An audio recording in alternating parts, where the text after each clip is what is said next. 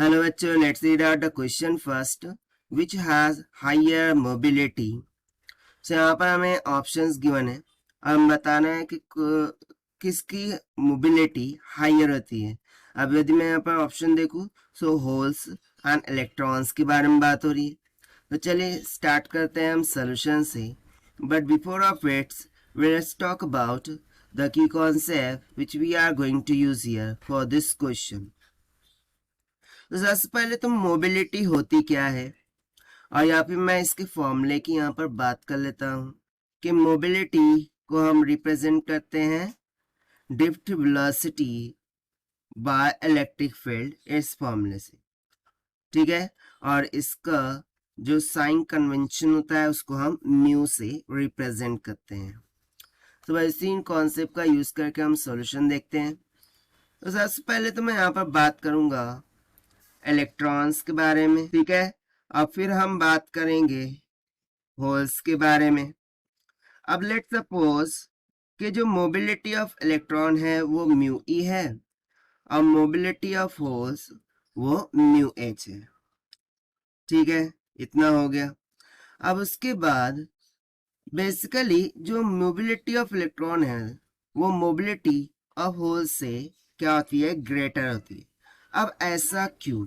क्योंकि यदि मैं यहाँ पर बात करूं मास ऑफ इलेक्ट्रॉन की, ठीक है, मास ऑफ इलेक्ट्रॉन जो कि होता है 9.1 इंटू 10⁻⁻31 kg के बराबर, ये ग्रेटर होता है as compare to the mass of holes.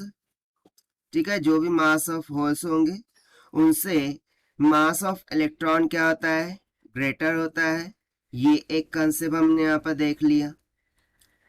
दूसरा कंसेप्ट, यदि mass of electron greater as compare to mass of holes, so in that case जो मोबिलिटी ऑफ इलेक्ट्रॉन है वो क्या आ जाती है, ग्रेटर हो जाती है as compare to the mobility of holes.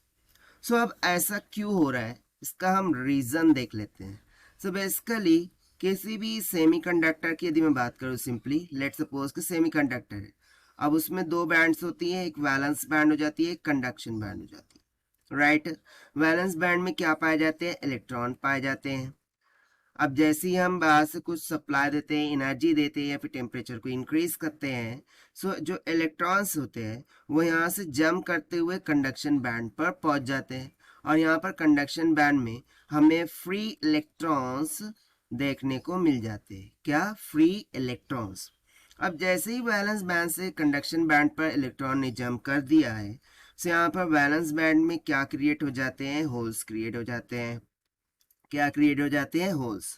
अब इन होल्स पर बेसिकली क्या होता है, एक न्यूक्लियर फोर्स एग्जर्ट होती है और ये न्यूक्लियर फोर्स इन होल्स को अपनी तरफ खींच के रखती है, उन्हें जाने नहीं देती है कंडक्शन बैंड पर. ठीक है, ये जो न्यूक्लियर फोर्स है ये इन होल्स को पकड़ के रखती है, उनको कंडक्शन बैंड पर जाने नहीं देती है. And just because of this क्या होता है कि जो मोबिलिटी ऑफ होल है वो क्या हो जाती है, डिक्रीज हो जाती है. और वहीं पर इलेक्ट्रॉन तो फ्री इलेक्ट्रॉन्स है वो इजीली क्या हो गया, कंडक्शन बैंड पर चला गया. और इस कारण से यहाँ पर हम क्या बोल देते हैं कि मोबिलिटी ऑफ इलेक्ट्रॉन क्या हो जाती है, ज्यादा हो जाती है. And now I hope it is clear to you कि why mobility of electron is greater as compared to mobility of electron, holes. क्योंकि होल्स पर यहाँ पर न्यूक्लियर फोर्स लग रही है, तो वो आसानी के साथ कंडक्शन बैंड पर जा नहीं सकता. लेकिन इलेक्ट्रॉन्स तो फ्री होते हैं, वो फटाक से जाकर कंडक्शन बैंड पर चले जाते हैं, इसीलिए उनकी मोबिलिटी क्या हो जाती है, ज़्यादा हो जाती है as compare to mobility of holes से. अब देखिए यहाँ पर हमने मोबिलिटी का फॉर्मूला भी तो वही लिखा है, drift velocity by electric field. So basically जो इलेक्ट्रिक फील्ड जिस डायरेक्शन में जाती है, पॉजिटिव टू निगेटिव, उस सेम डायरेक्शन में होल्स भी जाते हैं, positive to negative. But electrons क्या होता है, इलेक्ट्रिक फील्ड की अपोजिट दिशा में जाता है. इलेक्ट्रॉन्स क्या करते हैं, इलेक्ट्रिक फील्ड की अपोजिट दिशा में जाते हैं. सो इस कारण से भी हम बोल सकते हैं कि वह ड्रिफ्ट वेलोसिटी क्या होती है, इलेक्ट्रॉन की ज़्यादा हो जाती है. और ड्रिफ्ट वेलोसिटी बढ़ने से जो मोबिलिटी है उसकी ऑटोमेटिकली क्या हो जाती है, इंक्रीज हो जाती है, बढ़ जाती है. As compare to the hole.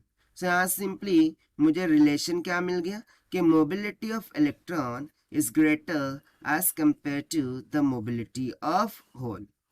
So और यही हो जाएगा हमारा answer for this question. So which has the higher mobility? Electron, and that is why option B will become correct. So this is the required solution which we have solved by using the concept of mobility. So this is the required solution. I hope you understood well. Best of luck. Thank you.